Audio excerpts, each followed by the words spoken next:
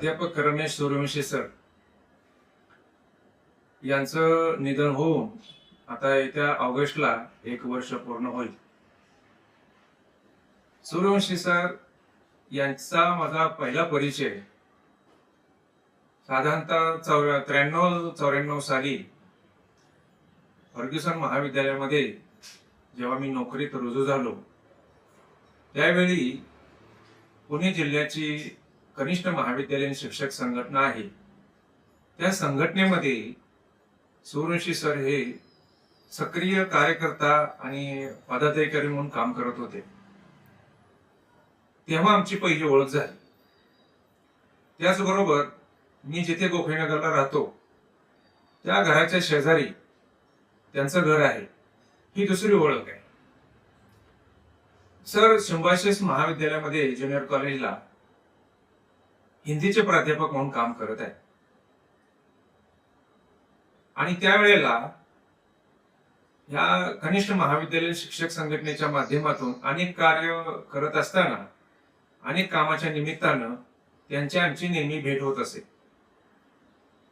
सूर्यवंशी सरांचे मित्र माझ्या फर्ग्युसन महाविद्यालयातले प्राध्यापक शिंपी सर, प्राध्यापक वनकट्टे सर, त्याचबरोबर प्राचार्य डॉक्टर VK बाग, हे सर्व मित्रमंडळी असल्या कारण ते जेव्हा जेव्हा फर्ग्युसन महाविद्यालयामध्ये यायचे तेव्हा आमची नेहमी भेट होत असे.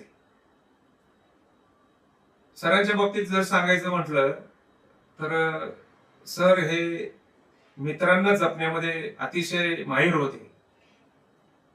सरांचा स्वभाव हा सर्वांना सहकार्य करण्याच्या दृष्टिकोनातून होता. मित्रांची विषय असणारी ज्यांची तळमळ होती ती फार चांगली होती. सांगायचं म्हटलं तर मला स्वतःला जेव्हा मला हे राहतं घर घ्यायचं होतं तेव्हा माझे गाववाले फिरंगे साहेब हे सूर्यवंशी सरांचे मित्र. जेव्हा मला हे घर घ्यायचं होतं त्यावेळेला प्राध्यापक शिंपी सर आणि या घराचे मालक ते पण शिंपी सरच होते. तर सूर्यवंशी सरांनी त्यामध्ये इनिशिएटिव्ह घेऊन हे घर मला मिळवून देण्यासाठी फिरंगे साहेब आणि सूर्यवंशी सर आणि शिंपी सर यांचा सिंहाचा वाटा आहे. हे घर मिळवून देण्यासाठी मला त्यांनी खूप मदत केली, ती माझ्या आयुष्यभर स्मरणात राहील. नुसतं एकच उदाहरण नाहीये, तर शिक्षक संघटनेमध्ये काही काही शिक्षकांच्या वरती काय अन्याय झालेला असेल, नोकरीच्या संदर्भात असेल किंवा अनेक गोष्टीच्या बाबतीमध्ये, तर ते सुद्धा करण्यासाठी सर नेहमी प्रयत्न करत असे. सरांचं ह्या शिक्षण क्षेत्रातलं योगदान जे आहे ते उल्लेखनीय आहे. संघटनेमध्ये अतिशय सक्रिय असत असत अनेक त्यांनी मित्र जोपासलेले आहेत. सरांचे माझे वैयक्तिक संबंध खूप चांगले सलोख्याचे आहेत आणि त्यांचं हेल्पिंग नेचर असल्यामुळे ते कायमस्वरूपी सर्वांच्या स्मरणात राहतात. माझं लग्न 1996 साली मे महिन्यामध्ये सोलापूरला विनायक सभागृहामध्ये झालं. तर त्या माझ्या लग्नाच्या वेळेला फिरंगे साहेब आणि सूर्यवंशी सर हे जातीने हजर होते. हा एक माझ्या आयुष्यामध्ये प्रसंग कोरून ठेवण्यासारखा आहे. म्हणजे ते मित्रांना, आपल्या जवळच्या मित्रांना कधीही विसरत नसे. कोणाचं कुठलं कार्य असलं तर आवर्जून येणार.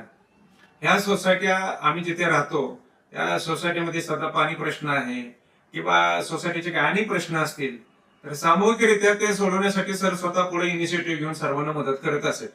त्यामुळे असं दिलखुलास व्यक्तिमत्व असणारं हे सरांचं जे स्वभाव, त्यांचं राहणीमान हे प्रत्येकाच्या हृदयामध्ये ठाण करून ठेवणार असं आहे आणि त्यामुळे सरांना विसरणं फार कठीण आहे. दुसरी गोष्ट सांगायची म्हटलं तर सूर्यवंशी सरांचं जे राहणीमान होतं, नीटनेटके कपडे, छानपैकी अगदी म्हणजे त्यांचं लिव्हिंग फार स्टँडर्ड होत आणि त्यांचा स्वभाव अतिशय विनोदी असायचा.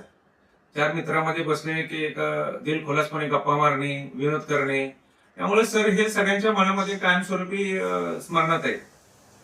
तर सूर्यवंशी सर आणि शिक्षक संघटना यामधला जो काय संबंध आहे याच्यामध्ये सरांचे फार मित्र आहेत संघटनेमध्ये आणि संघटनेमध्ये सर जवळजवळ बरीच वर्ष झालं काम करतात आणि अशा परिस्थितीमध्ये अचानक ते आजारी पडले आणि आजारपणामध्येच त्यांचं दुःखद निधन झालं.